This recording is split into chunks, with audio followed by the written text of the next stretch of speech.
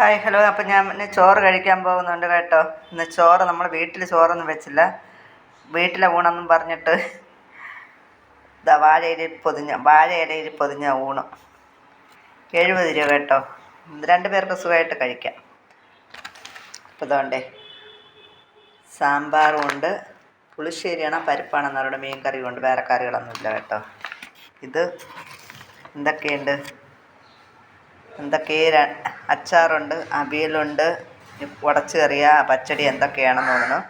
അപ്പോൾ വറുത്ത മീൻ വാങ്ങാൻ വിചാരിച്ചപ്പോൾ വറുത്ത മീൻ കിട്ടിയില്ല, വറുത്ത മീൻ തീർന്നു. അപ്പോൾ ഞാൻ ഇച്ചിരി ഉണക്കമീനുണ്ടല്ലോ, അയലക്കരുവാട്, അത് വറുക്കാൻ വേണ്ടി വെച്ചേക്കണം. അത് വറുത്തിട്ട് അതും കൂടെ വന്ന് ചോറൊക്കെ എടുത്തതിന് ശേഷം കാണിച്ച് തരാം. ചോറ് കഴിക്കാൻ പോണു കേട്ടോ.